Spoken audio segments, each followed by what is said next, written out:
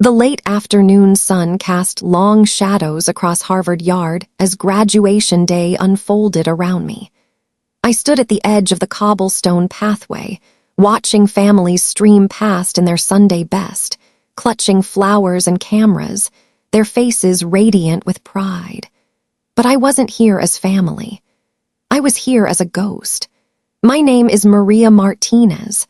I am 32 years old, and for the past 14 years, I have been a stranger in my own family's story. The sound of laughter drew my attention to a familiar cluster near Memorial Hall.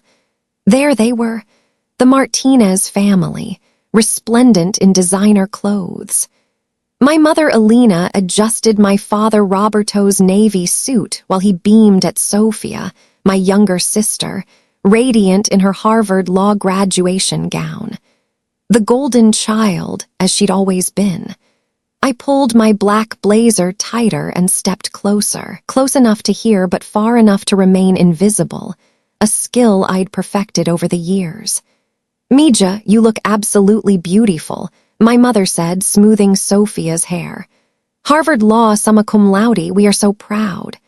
Sophia glowed under the praise. At 26, she was everything my parents had dreamed, polished, accomplished, destined for legal greatness.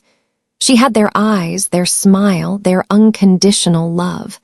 A family friend approached, Mrs. Delgado from our old San Antonio neighborhood. "Roberto, Alina, you must be bursting with pride. Both your daughters must be so accomplished now." The silence that followed was deafening. I watched my mother's face freeze, her practiced smile faltering. My father's eyes darted away. "We have one daughter," my mother said finally, her voice steady but cold. "One very successful daughter." The words hit like a physical blow, even though I'd expected them. I pressed my back against an ancient oak tree, its solid presence keeping me upright. Mrs. Delgado looked confused. "But Maria is not here today," my father cut her off smoothly, his lawyer's training evident. "Sophia is our only child who matters. She's joining Whitman and Associates, one of the most prestigious firms in the country." I closed my eyes, transported back 14 years to this same yard. I was 18 then, clutching my own Harvard acceptance letter.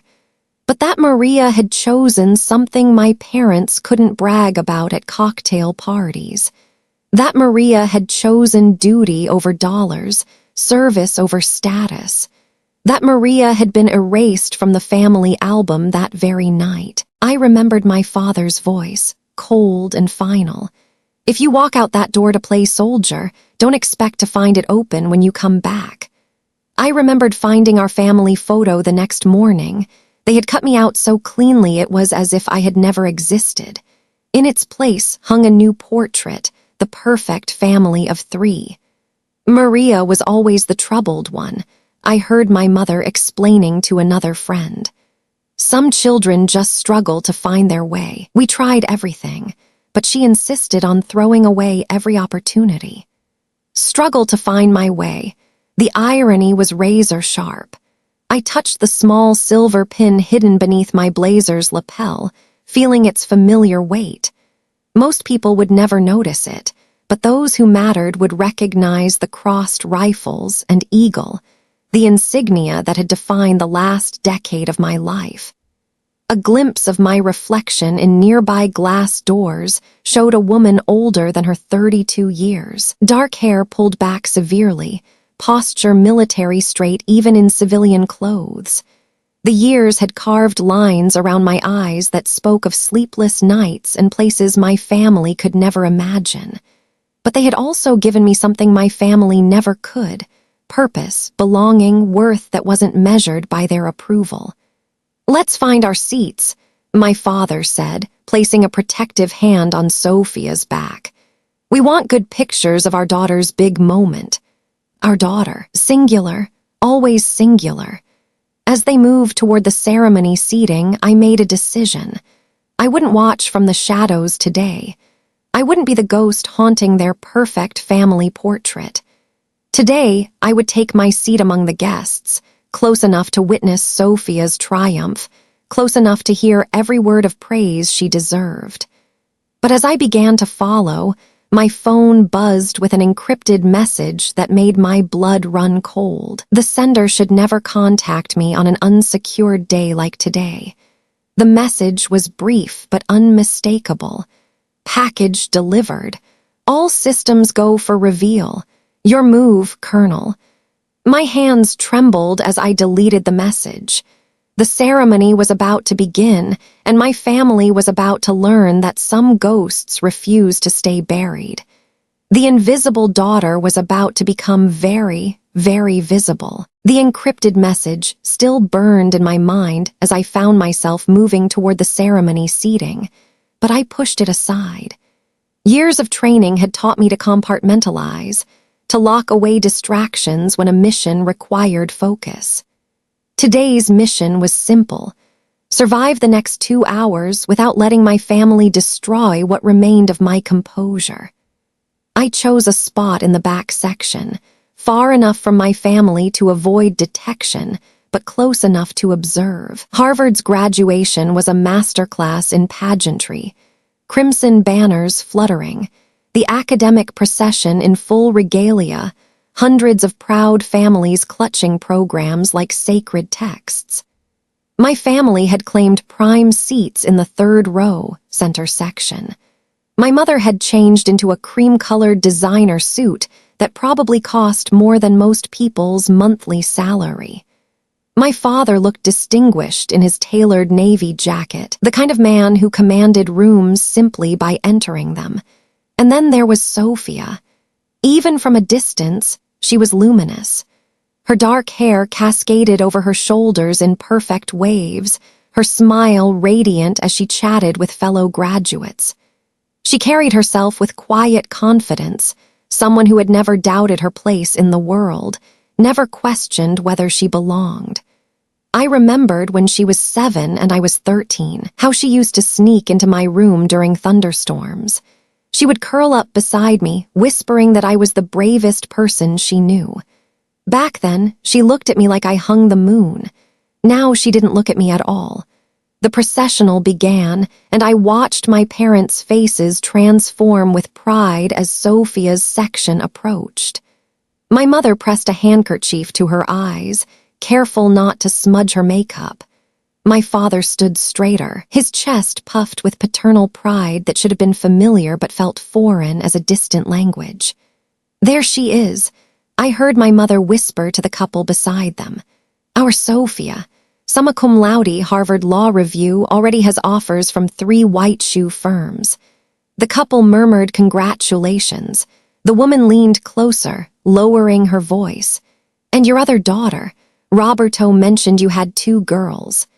The temperature around my parents seemed to drop 10 degrees. My father's jaw tightened.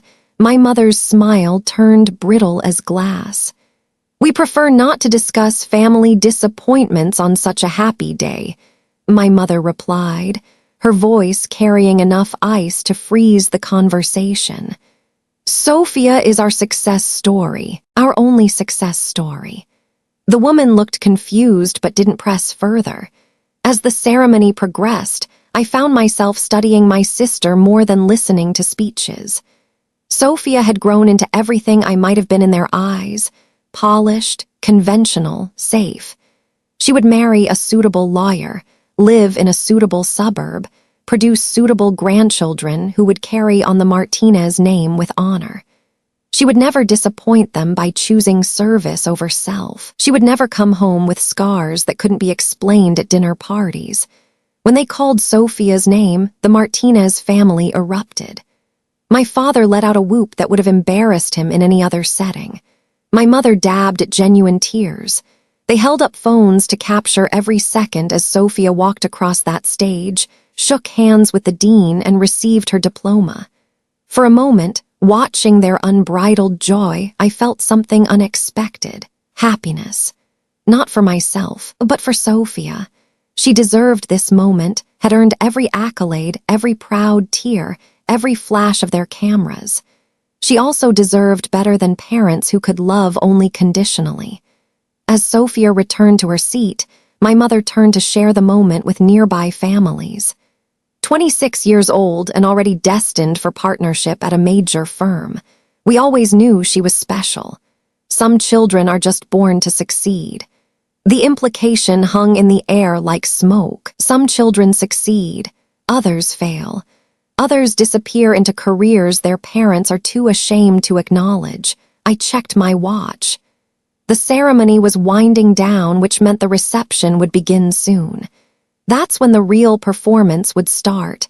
The congratulations, the networking, the careful presentation of the perfect Martinez family success story. But my phone buzzed again. Dean confirmed. T-minus 30 minutes. Are you ready, Colonel? I stared at the message before deleting it. 30 minutes until my family's carefully constructed narrative would face its first real challenge in 14 years. 30 minutes until they discovered that their family disappointment had been busy succeeding in ways they had never bothered to imagine. The ceremony concluded with thunderous applause, and families began flowing toward the reception area. I watched my parents gather their things, Sophia glowing between them like a prize they had won. The invisible daughter was about to step into the light, and nothing would ever be the same. The sight of my family moving toward the reception, basking in Sophia's triumph, pulled me back 14 years to another moment of choice that had defined everything that followed. I was 18 then, standing in our family's sprawling San Antonio mansion, clutching two pieces of paper that represented two completely different futures. In my left hand, a full scholarship offer to Stanford Law School, my parents' dream. In my right, an acceptance letter to the United States Military Academy at West Point, my dream. The memory was so vivid I could smell my mother's gardenia perfume, could hear the grandfather clock ticking away the seconds of my childhood. Mija, you're being ridiculous, my mother had said, her voice tight with panic. She paced our marble-floored living room, perfectly manicured hands gesturing frantically. West Point, you want to throw away Stanford Law for what, to play soldier? My father had been calmer, more calculating. He sat behind his massive mahogany desk, fingers steepled, studying me like a case he needed to win. Roberto Martinez didn't lose cases, and he wasn't about to lose his daughter to what he saw as momentary insanity. Let me explain something to you, Maria, he had said, his voice carrying courtroom authority. The Martinez family has built something here. Reputation, influence, respect. You think people will respect a Martinez who crawls through mud and takes orders from men who couldn't get into community college. But it was my mother's words that cut deepest, the ones that still echoed 14 years later. I'm embarrassed, she had whispered, sinking into her wingback chair. I'm embarrassed to tell people what you want to do with your life. What will I say at the country club? That my daughter chose to be a. She couldn't even say the word soldier, as if military service was something shameful, something that happened to other people's children. You're breaking my heart, Maria, she continued, tears streaming down her powdered cheeks.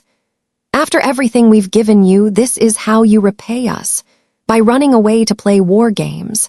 I had tried to explain, tried to tell them about the sense of purpose I felt, the calling to serve something greater than myself. I talked about honor, duty, country, words that bounced off them like rain off granite. Honor doesn't pay the mortgage, Mija, my father had said coldly. Duty doesn't build generational wealth, and country. This country respects money and power, not good intentions. The fight had lasted 3 days. 3 days of tears, threats, and ultimatums. 3 days of them pulling out every emotional weapon, guilt, shame, financial pressure, family loyalty. If you walk out that door, my father had said on the final night, his voice devoid of warmth, don't expect to find it open when you come back. You want to abandon this family? Fine, but don't expect this family to be here waiting when you realize your mistake. My mother had stood beside him, her silence more devastating than any words. The woman who had sung me lullabies in Spanish, who had taught me to dance bachata in our kitchen. She just stood there, letting my father erase me from their lives. I had packed a single duffel bag that night. 18 years of life reduced to uniforms, textbooks, and a few photographs I couldn't bear to leave behind. As I prepared to leave, I found our family portrait on the mantelpiece, the one from my high school graduation. When I came down the next morning to say goodbye, the portrait was gone. In its place hung a new one, just the three of them, taken at some charity event. It was as if I had never existed. Maria was always the difficult one, I had heard my mother telling her sister on the phone as I walked toward the door. Some children are just born rebellious. We tried everything, but she insisted on throwing her life away. I had paused at the threshold, my hand on the brass doorknob that had welcomed me home 1,000 times. For a moment, I almost turned back, almost begged for their forgiveness, their acceptance, their love. Instead, I opened the door and stepped into the unknown. Mrs. Delgado, our elderly housekeeper, had been waiting by my car. She pressed a small envelope into my hands, emergency money she had saved from her own wages, along with a note. Mija, follow your heart. Real families support each other's dreams. That envelope had bought my first meal at West Point, and her words had sustained me through the darkest moments that followed. Now, watching my parents celebrate Sophia's conventional success, I realized something profound had shifted. The girl who had left desperate for their approval was gone. The woman who had returned no longer needed it. My phone buzzed. Reception starting. Dean arrival in 15. Final check. Are you ready, Colonel? I typed back. Affirmative. The reception was about to begin. And with it, the reckoning I had never planned but couldn't avoid. I pocketed my phone and followed the crowd flowing toward the reception tent. The flashback had served its purpose, reminding me why I had walked away, and more importantly, why I no longer needed their validation. But now I had 15 minutes before my carefully constructed anonymity would shatter like glass. The tent was already filling with clusters of graduates and their families, the air thick with congratulations and the clink of champagne flutes. I positioned myself near a pillar draped in Harvard crimson, close enough to observe but far enough to remain invisible. Old habits from years of surveillance work died hard. My family had claimed a prime table near the front, naturally. My father was already working the room like the seasoned politician he'd become, his hand on Sophia's back as he introduced her to what looked like partners from competing law firms. My mother floated beside them, radiant in her role as the proud matriarch, her earlier tears replaced by a smile that could power the entire tent. Roberto, Elena, a woman in an expensive Chanel suit approached their table, arms outstretched. I recognized her immediately, Mrs. Carmen Valdez, one of my mother's oldest friends from the San Antonio social circuit. Congratulations, Sophia looks absolutely radiant. Carmen, darling, my mother gushed, air-kissing both cheeks. We're so proud. Harvard Law, summa cum laude. She starts at Whitman and associates in the fall. Magnificent, Mrs. Valdez beamed, then her expression shifted slightly. And how is Maria? Last I heard she was, what was it? Taking some time to find herself. The temperature at their table dropped by 10 degrees. I watched my father's jaw tighten almost imperceptibly, my mother's smile becoming more forced. Maria is. My mother paused, searching for the right euphemism, still exploring her options. You know how some young people struggle to settle into traditional careers. Oh, of course, Mrs.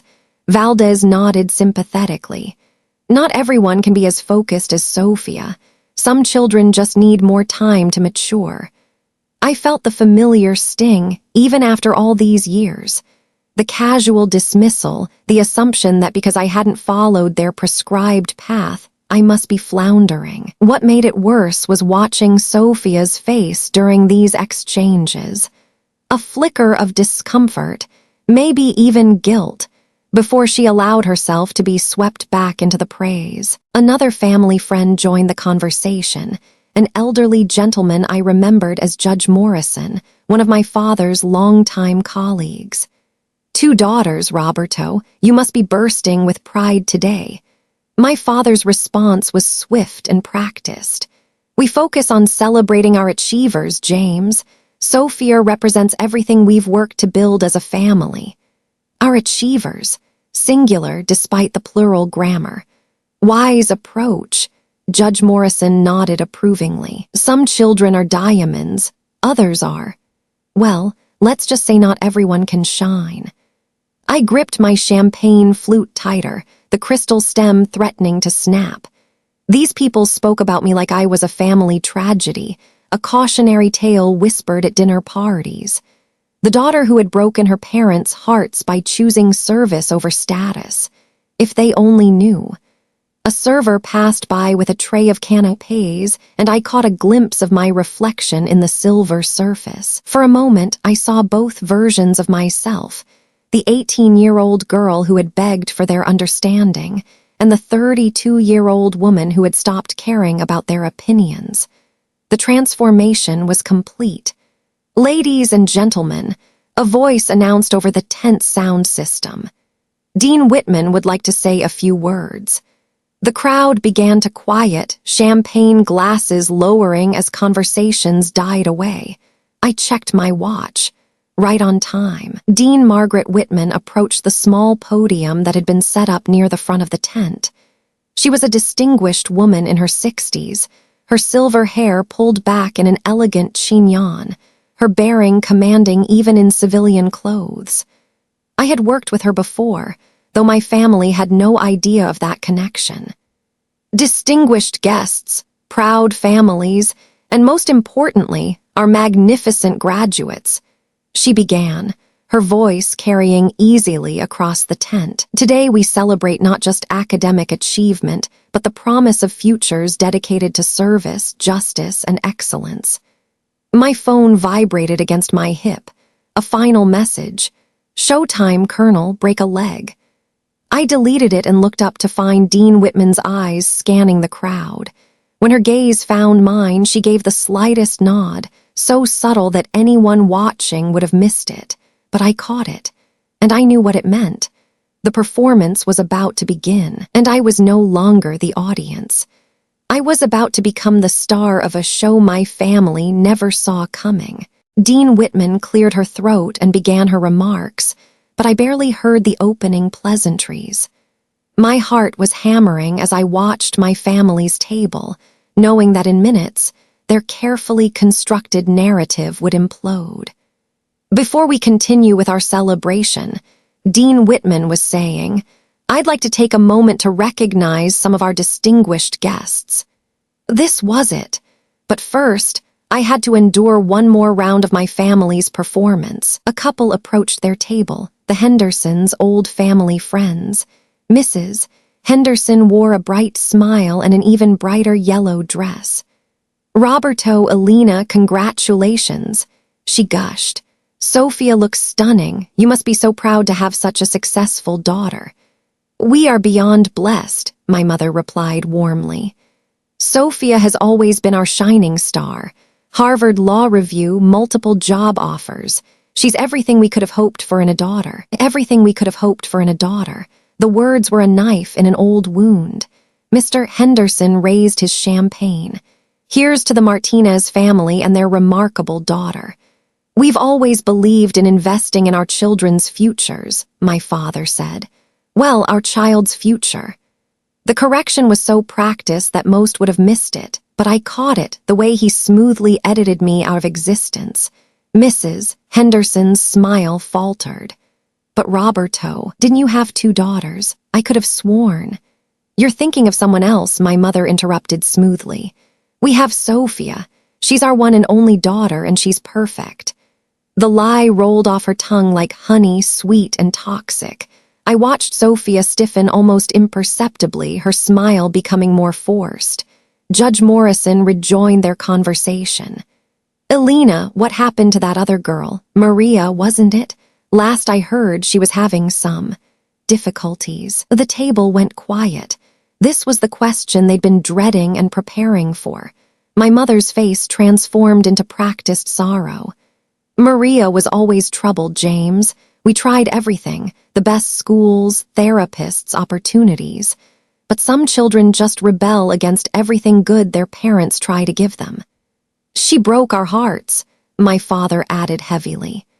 "We gave her every advantage, and she threw it all away for some misguided notion of adventure." Adventure. That's what they called 14 years of military service. "Where is she now?" "Mrs.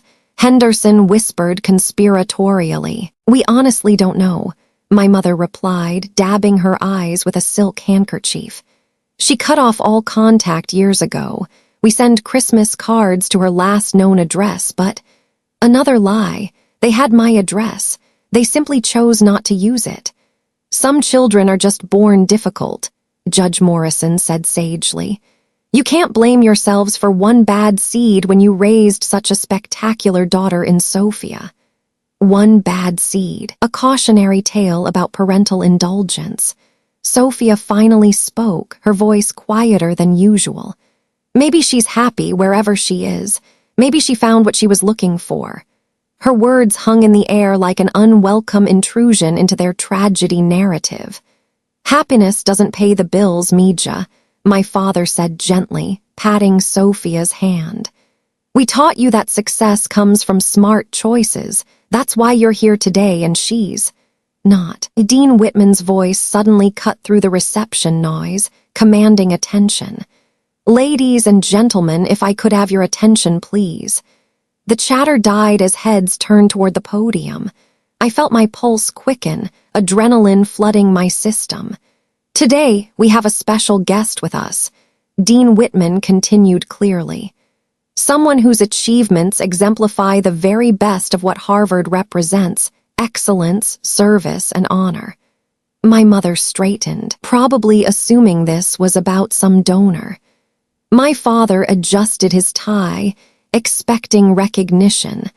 They had no idea their perfect world was about to shatter. Dean Whitman paused, letting anticipation build in the tent. I could see my parents leaning forward, politely interested but expectant.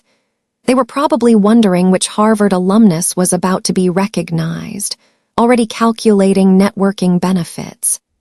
"This individual," Dean Whitman continued, "graduated from Harvard with highest honors, receiving 2 prestigious fellowships before dedicating their life to service of the highest caliber." My father's chest puffed out slightly. He was undoubtedly thinking this description could fit Sophia perfectly in a few years, already imagining future ceremonies where she would be honored. "I need some air," I murmured to no one, beginning to move toward the tent's exit. My carefully laid plans suddenly felt overwhelming. Maybe this wasn't the right time. Maybe I should disappear back into the anonymity I had maintained for 14 years. But as I turned to leave, I collided with a server carrying champagne glasses. The crash was spectacular, crystals shattering against the ground, champagne splashing across my blazer, the sound echoing through the tent like a gunshot. Every head turned toward the commotion, including my family's. For one frozen moment, our eyes met across the crowded tent. My mother's face went white, her mouth falling open. My father blinked rapidly, as if trying to clear his vision. Sophia's champagne glass slipped from her fingers, adding to the mess. "Maria," Sophia whispered, the word carrying across the suddenly silent tent. The server was apologizing profusely, but I barely noticed. I was trapped in this moment, exposed under hundreds of eyes, my carefully maintained invisibility shattered along with the champagne glasses. "Oh my God," my mother breathed, rising unsteadily. "Oh my God, how is this?" My father remained seated, his lawyer's mind calculating damage control, already formulating explanations for why his supposedly estranged daughter had appeared at his other daughter's graduation. The tent buzzed with whispers as people realized they were witnessing family drama unfold in real time. Phones appeared, cameras pointed in our direction. This was exactly what I had wanted to avoid. "I'm sorry," I said to the server, my voice carrying farther than intended. "I'll pay for the glasses." "Maria Elena Martinez," my mother said, her voice shaking as she used my full name for the first time in 14 years. "What are you doing here?" The question hung like an accusation. Not "how wonderful to see you" or "we've missed you." Just shock and barely concealed horror that I had dared intrude on their perfect day. "I came to see Sophia graduate," I said simply, surprised by how steady my voice sounded. "She's my sister." "Your sister?" Judge Morrison looked confused. "But I thought—" "Elena, didn't you say?" My mother's face cycled through emotions, shock, embarrassment, panic, and finally, cold calculation. I watched her make a decision, saw her spine straighten as she prepared to deploy their perfected narrative. "Maria has been away," she said carefully, her voice carrying across the tent. "She's been struggling with personal issues. We had hoped she might find her way back to us someday." The lie was masterful. I wasn't the daughter who had chosen military service over their approval. I was the prodigal child, the troubled family member who had finally returned, hopefully reformed and ready to beg forgiveness. "Personal issues," I repeated flatly. "Now isn't the time for this discussion," my father said firmly, finally standing. "This is Sophia's day. Whatever reconciliation needs to happen can wait until we're in private." Reconciliation, as if I were the one who needed to make amends. Sophia was staring at me with an expression I couldn't read. Shock, certainly, but something else too. After all these years, did she even remember the sister who used to read her bedtime stories? "Ladies and gentlemen," Dean Whitman's voice cut through the tension. "If we could return our attention to the ceremony, please." But I was locked in this moment with my family, all of us frozen in dysfunction and denial. The champagne was still soaking into my blazer, broken glass glittering at my feet like stars. "Perhaps," Dean Whitman continued, her voice taking on a different tone, "this is the perfect moment to introduce our distinguished guest." Something in her inflection made my blood run cold. I looked up to find her eyes on me again, that same subtle nod from before. The performance wasn't beginning. It had been building to this moment all along. "Colonel Maria Martinez," Dean Whitman announced clearly, "United States Army, Harvard class of 2010, recipient of the Bronze Star and Purple Heart. Would you please join me at the podium?" The tent erupted into chaos, but all I could hear was the sound of my family's perfect world finally, irrevocably shattering. Time seemed to slow as Dean Whitman's words echoed through the tent. "Colonel, Bronze Star, Purple Heart." Each word hit my family like a physical blow, their faces cycling through shock, disbelief, and something that looked like terror. The crowd's reaction was immediate and electric. Conversations died as heads whipped around, searching for this mysterious Colonel Martinez. Whispers rippled through the tent. Did she say Colonel? "Bronze Star. Where is she?" I stood frozen among the broken champagne glasses, my wet blazer clinging to me, acutely aware that hundreds of eyes were scanning the crowd. My military training screamed at me to move, but my legs felt rooted to the ground. "I don't understand," my mother whispered, barely audible above the murmur. Her face had gone ashen, her perfectly applied makeup suddenly stark against pale skin. "This isn't possible. This can't be." My father's jaw worked silently, his lawyer's mind racing to process information that didn't fit their narrative. Judge Morrison stood beside them, mouth agape, looking between my parents and me with growing comprehension. "Roberto," Judge Morrison said slowly, his voice thick with shock. "Your daughter, your Maria, she's a colonel." The word hung like an accusation, not just military, which would have been shameful enough, but high-ranking military, successful military. The kind of success they couldn't dismiss. Sophia was the first to move. She took a tentative step toward me, her graduation gown rustling. "Maria," she said again, louder, "is that really you?" All eyes in our section turned to me. The moment of anonymity was over. There was no hiding now, no slipping away. Dean Whitman was still waiting at the podium, her patient smile suggesting she could wait all day. I looked down at my hands, steady hands that had performed surgery in field hospitals, that had signed orders sending soldiers into harm's way, that had held dying men and women who called me ma'am with their last breaths. These hands had never trembled when it mattered. They weren't trembling now. I straightened my spine, letting 14 years of military bearing take over. The wet blazer became irrelevant. The broken glass became background noise. The crowd's stares became just another audience I needed to command. "Yes," I said, my voice carrying clearly across the tent. "That's me." The admission sent another shockwave through the crowd. My mother actually staggered, reaching for my father's arm. Mrs. Henderson, who had been gossiping about my supposed failures minutes earlier, looked about to faint. "But you were," my mother stammered, her composure shattered. "A failure," I supplied gently. "A disappointment, a cautionary tale about children who throw their lives away." The words were surgical in their precision, each one finding its mark. My father's face flushed red, whether from embarrassment or anger. I couldn't tell. "Colonel Martinez," Dean Whitman called again, patient but expectant. "The podium is waiting." I took a step forward, then another. The crowd parted before me, creating a clear path to the front. With each step, I shed more of the invisible daughter they had created and revealed more of the woman I had become. Halfway to the podium, I paused and turned back to my family's table. They were watching me with expressions I had never seen before. Shock, yes, but also something that looked like awe.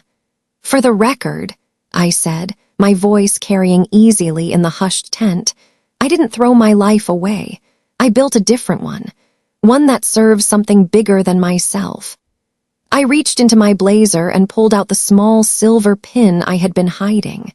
With deliberate movements, I fastened it to my lapel where everyone could see it. The crossed rifles and eagle of my rank insignia caught the light, gleaming against the dark fabric. "I'm not the family disappointment," I continued, meeting each of their eyes in turn.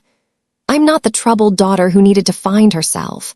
I'm Colonel Maria Martinez, and I've spent the last 14 years serving my country with honor." The tent was so quiet I could hear my own heartbeat. Even the servers had frozen in place. My mother opened her mouth, but no words came. My father looked like he was seeing me for the first time. And Sophia was crying, tears streaming down her face as she stared at me with something that looked like pride. "The podium, Colonel," Dean Whitman said warmly, and this time it sounded like an invitation rather than a summons. I turned away from my family and walked the remaining distance to the front. Each step felt like shedding years of hurt, years of trying to earn approval from people who had never bothered to ask who I really was. As I approached the podium, Dean Whitman extended her hand. "Colonel Martinez," she said warmly, "it's an honor to finally introduce you properly." I shook her hand, feeling the weight of the moment. Behind us, the crowd was beginning to stir, whispers growing as shock wore off and curiosity took its place. But even as I reached the podium, I could feel my family's eyes burning into my back. The revelation was complete, but the reckoning had only just begun. Dean Whitman gestured for me to step up to the microphone, but before I could speak, she turned back to the crowd with the practiced ease of someone who had spent decades commanding audiences. "Ladies and gentlemen," she began, her voice carrying effortlessly across the now silent tent. I realize this introduction may come as a surprise to some of you. Allow me to provide some context. The crowd leaned forward collectively, hungry for details that would explain the drama they had just witnessed. I could see phones being raised, recording what was clearly becoming the most memorable Harvard graduation reception in recent memory. Colonel Martinez graduated from Harvard in 2010 with a double major in international relations and Middle Eastern studies. Dean Whitman continued. She was awarded the prestigious Rhodes Scholarship, which she deferred to accept her commission as a second lieutenant in the United States Army. A murmur rippled through the crowd. Rhodes Scholarship. The words hung in the air like a revelation. Behind me, I heard my mother's sharp intake of breath, the sound audible even over the crowd's whispers. During her 14 years of service, Dean Whitman's voice grew more reverent. Colonel Martinez has served 3 combat tours in Afghanistan and 2 in Iraq. She has been awarded the Bronze Star with Valor for heroic actions under enemy fire, the Purple Heart for wounds received in combat, and the Army Commendation Medal with V-Device for valor. Each medal mentioned was another nail in the coffin of my family's carefully constructed narrative. I wasn't their troubled daughter who had thrown her life away. I was a decorated war hero standing at the podium of their precious Harvard. She currently serves as a senior advisor at the Pentagon and as a guest lecturer at the United States Military Academy at West Point. Dean Whitman continued. But perhaps most remarkably, she has done all of this while maintaining her connection to Harvard through a series of anonymous contributions to our Veterans Services program. Anonymous contributions. I felt the blood drain from my face. That wasn't supposed to be revealed. Those donations had been made in strict confidence, a way to give back without drawing attention to myself. Over the past 5 years, Dean Whitman said, pulling out a document I recognized with growing horror. Colonel Martinez has quietly funded full scholarships for 47 children of fallen and disabled veterans. Her total contribution to Harvard's Military Families Program exceeds $2 million. The tent erupted in applause, but I barely heard it over the roaring in my ears. $2 million. The number hung in the air like an accusation against my family's assumptions about my failures and financial instability. I turned slightly and caught sight of my parents' table. My father's face had gone completely white, his mouth hanging open in shock. My mother was gripping the edge of the table so hard her knuckles had turned white. Judge Morrison was staring at me with something approaching awe. But it was Sophia's reaction that stopped me cold. She was openly weeping now, her graduation makeup running down her cheeks as she stared at me with an expression of such profound regret and admiration that it took my breath away. The Martinez Military Family Scholarship, Dean Whitman announced, has been Colonel Martinez's personal mission to ensure that the children of those who serve our country have the same educational opportunities she was blessed to receive. The Martinez Military Family Scholarship, named after our family, after the family that had disowned me, erased me, pretended I didn't exist. The irony was so sharp it could cut glass. Colonel Martinez, Dean Whitman said, turning to me with a warm smile, "Would you like to say a few words?" The microphone was suddenly in front of me, the crowd expectant and silent. Hundreds of faces looked up at me from the tent, but my eyes were drawn inexorably to one table, to 3 people whose world I had just systematically demolished with nothing but the truth. I gripped the sides of the podium, feeling the weight of 14 years of silence pressing down on me. When I finally spoke, my voice was steady, clear, and carried easily across the tent. "Thank you, Dean Whitman," I began. "I want to be clear about something. The scholarships, the donations, the military service, none of it was done for recognition or applause. It was done because it was right. I paused, letting my eyes sweep across the crowd before settling on my family's table.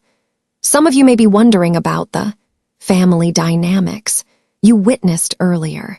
It's true that my family and I have been estranged for 14 years. It's true that they believed I had thrown my life away when I chose military service over law school. The crowd was hanging on every word now, sensing that they were witnessing something far more significant than a simple family reunion.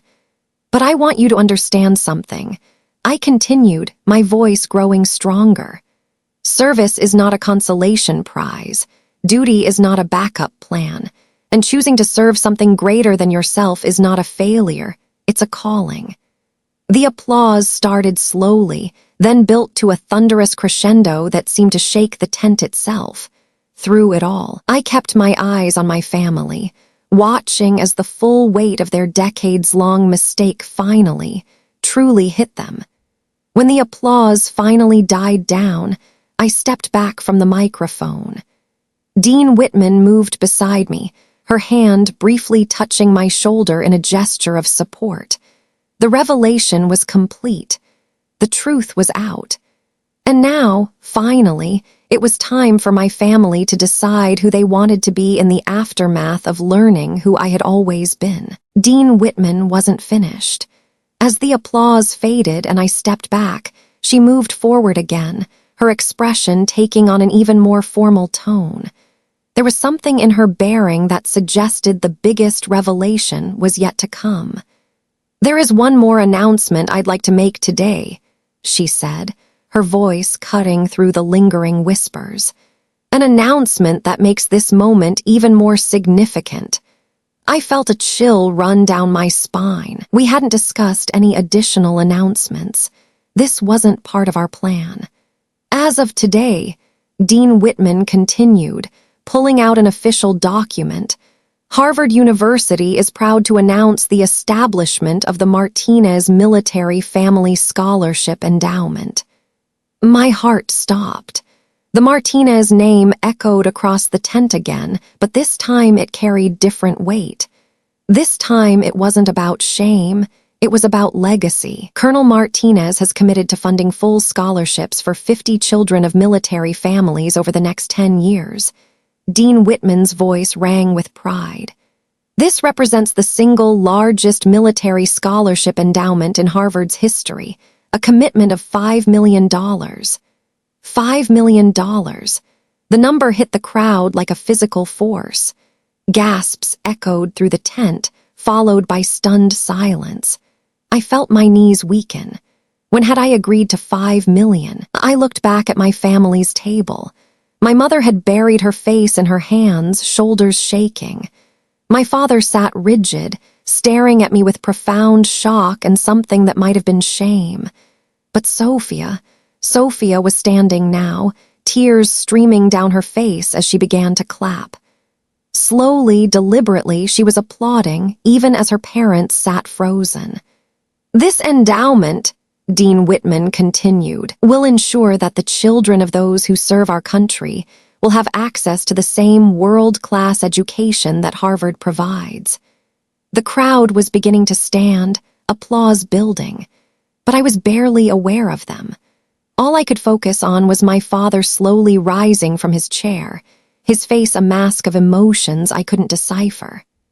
"The Martinez family name," Dean Whitman said, and the words felt like both blessing and curse, "will now be permanently associated with service, sacrifice, and the education of America's military families." For 14 years, I had carried that name in silence, never mentioning my family connections to military colleagues. And now, that same name would be etched in bronze on a plaque in Harvard's Veterans Center, representing everything they had once shamed me for choosing. "Colonel Martinez," Dean Whitman turned to me, "would you like to say a few words about your vision for this scholarship program?" The microphone was in front of me again, but this time I felt different.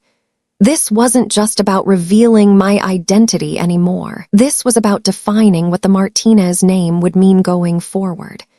"Thank you, Dean Whitman," I said, my voice steadier than I felt. "This scholarship isn't about me. It's about the men and women I've served alongside, the ones who didn't make it home, and the families they left behind." I paused, looking out at the crowd, but my eyes kept returning to my family's table. Sergeant Rodriguez, who died saving his squad, left behind twin daughters who dream of becoming doctors. Lieutenant Chen, who lost both legs to an IED, has a son who wants to study engineering. Captain Williams, who gave her life protecting civilians, has a daughter who wants to be a teacher.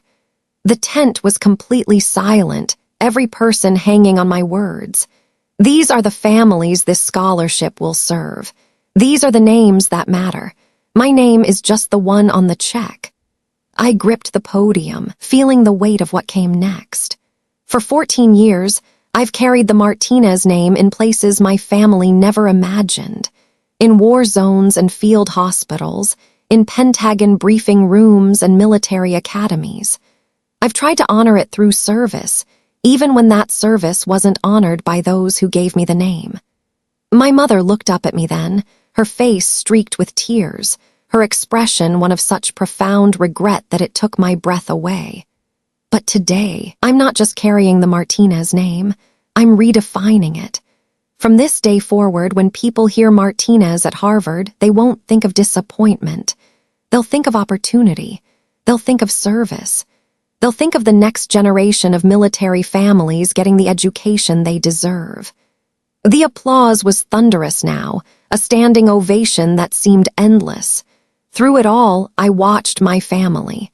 My father was standing too, his face pale but his posture straight. My mother was crying openly, no longer hiding behind social propriety.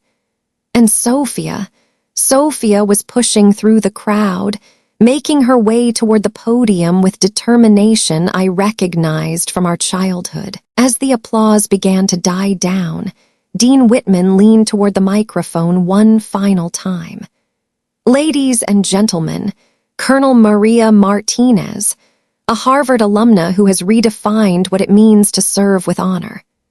The crowd erupted again, but all I could see was Sophia reaching the edge of the stage, her arms outstretched, waiting for the sister she had lost 14 years ago to finally come home. I stepped down from the podium, my legs unsteady as the magnitude of what had just happened began to sink in.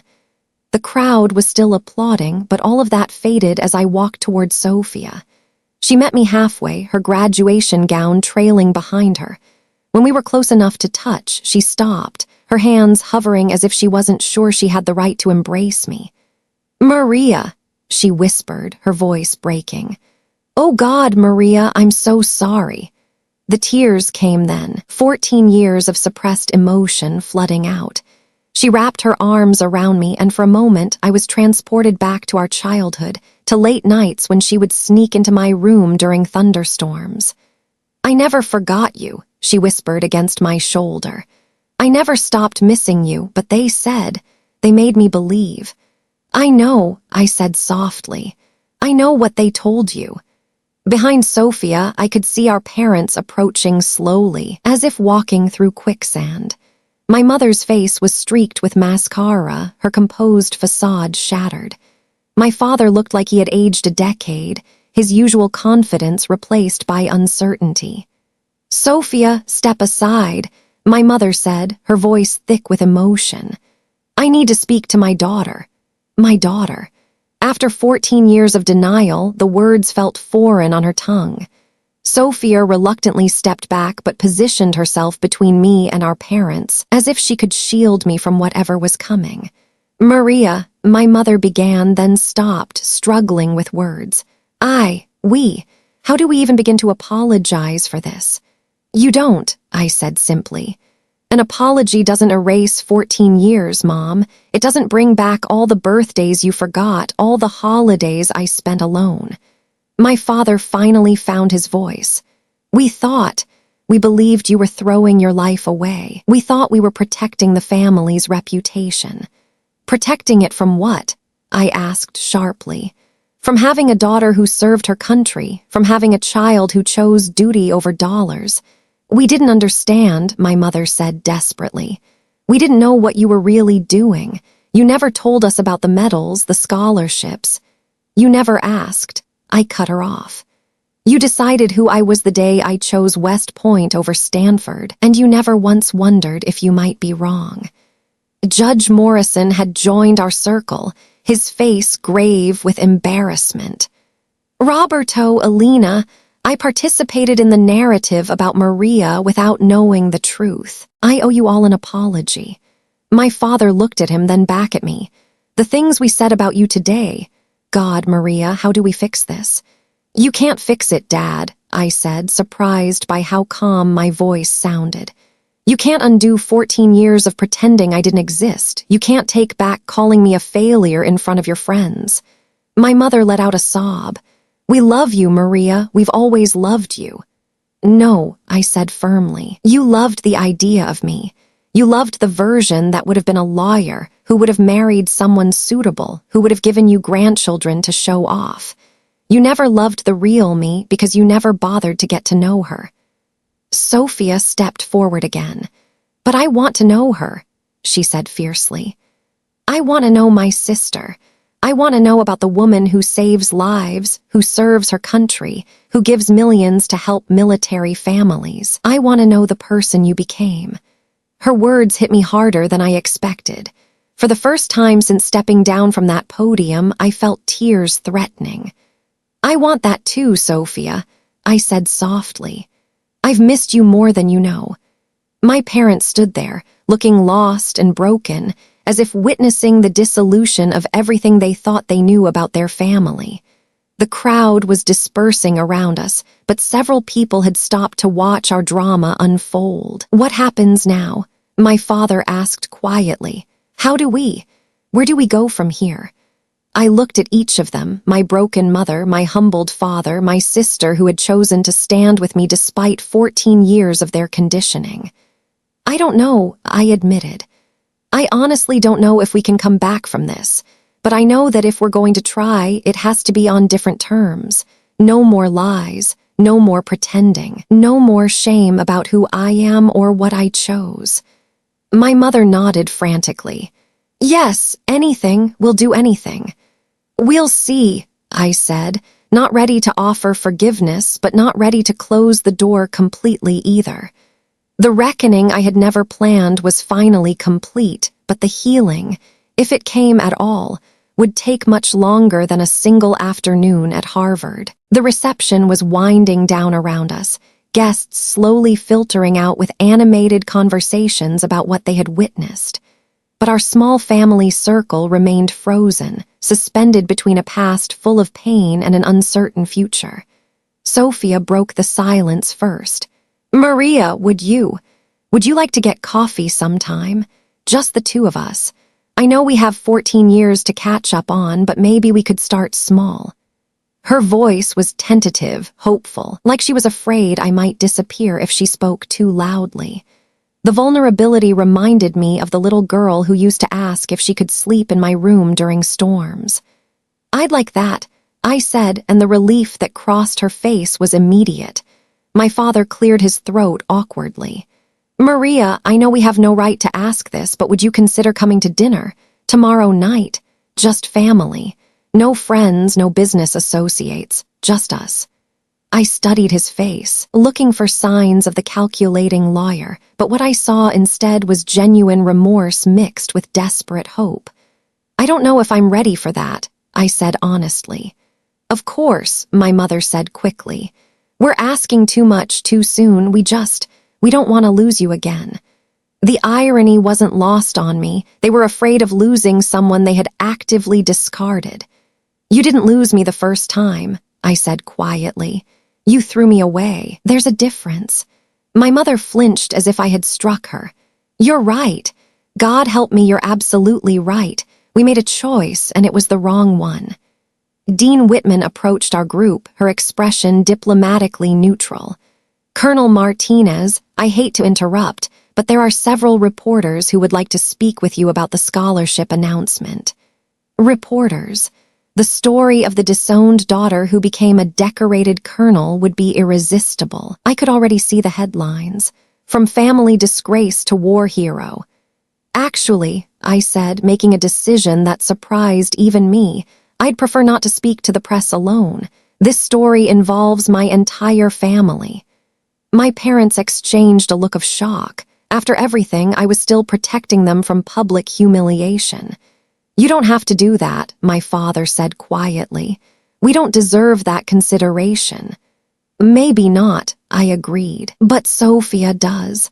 And I'm not interested in destroying our family's reputation. I'm interested in rebuilding it on a foundation of truth. Sophia stepped closer, her eyes bright with tears. You're protecting us even after everything. I'm protecting what we could become, I corrected, not what we were. My mother reached out tentatively. May I? She asked. I nodded and she gently touched my sleeve as if I might evaporate. I've carried your baby picture in my wallet for 14 years, she whispered. Every day I would look at it and wonder where you were if you were safe, but I was too proud, too afraid of admitting we were wrong to reach out. The admission hit me like a physical blow. All this time I thought they had erased me completely. Show me, I said.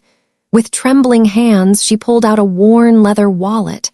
Tucked behind her credit cards was a small photograph, me at 6 months old, chubby-cheeked and smiling in a white dress with pink flowers. I know it doesn't make up for anything, she said, voice breaking, but I want you to know that even when we were pretending you didn't exist, part of me never stopped being your mother. I stared at the photograph, evidence of a love that had been buried but never extinguished. It didn't excuse their behavior, but it complicated my anger in unexpected ways. The dinner invitation, I said slowly. What would that look like? Everything, Sophia said eagerly. I want to know about your medals, your missions, the soldiers you've served with. I want to know what it's like to be brave enough to choose your own path. And I want to understand the scholarship program, my father added. I want to learn about the world you've been living in while we were busy being ashamed of it. I looked at each of them, my mother clutching my baby picture, my father struggling to shed decades of rigid thinking, my sister eager to bridge the gap our parents had created. One dinner, I said finally. One conversation. But if we do this, we do it honestly. No more editing my story to make it palatable. No more pretending I'm something I'm not. Honestly, my father agreed. Complete honesty. And if it doesn't work out, I continued, if we discover that too much damage has been done, we part ways with dignity. No drama, no public scenes. Agreed, my mother said immediately. I took a deep breath, feeling like I was stepping off a cliff. Tomorrow night, then, 7 o'clock. I'll bring pictures from my deployments if you really want to see them. Sophia's face lit up like Christmas morning. Really? You'll show us your military life. Really? I said, and felt something that might have been hope stirring in my chest. The healing would take time, maybe years, maybe forever. But for the first time in 14 years, we were all willing to try. 3 months later, I stood in the same Harvard yard where this journey had begun. But everything was different now.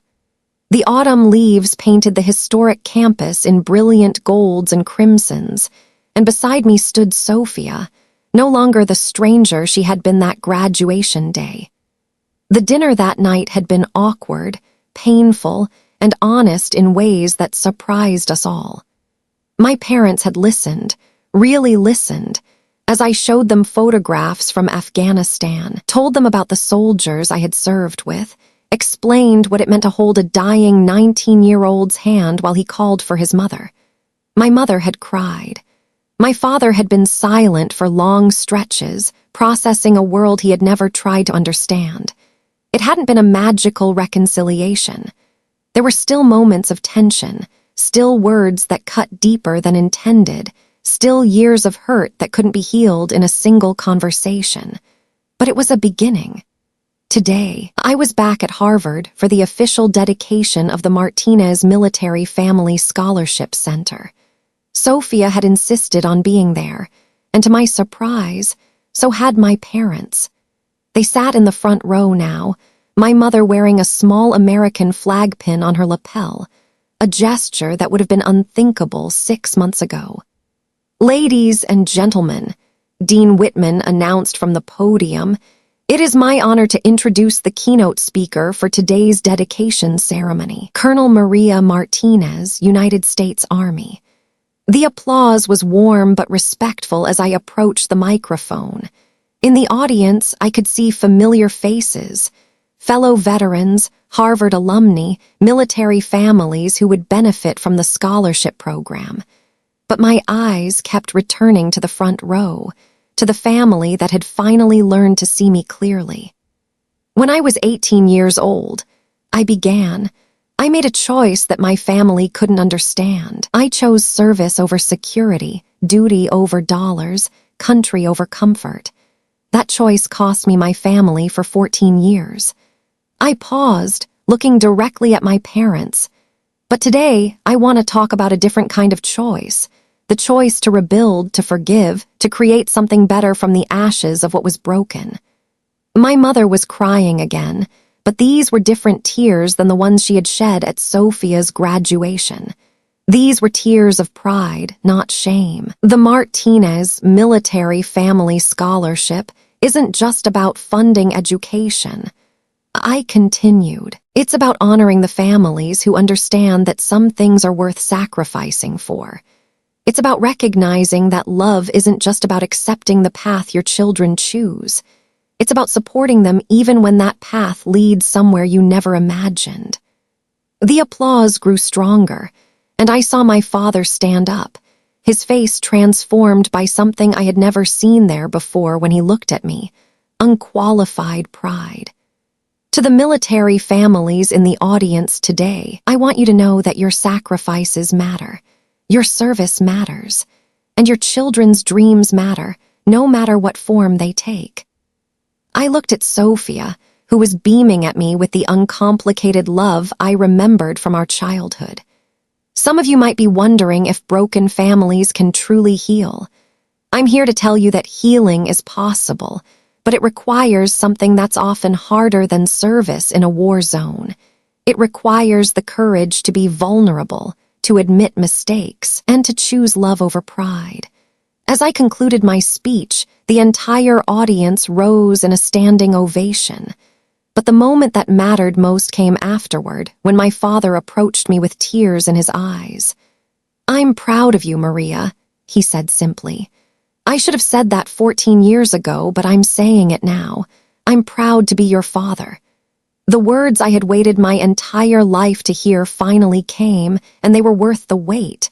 Later that evening, as our family sat around the dinner table in my parents' house, a table that now held photographs of me in uniform alongside Sophia's law school graduation picture, my mother raised her wine glass.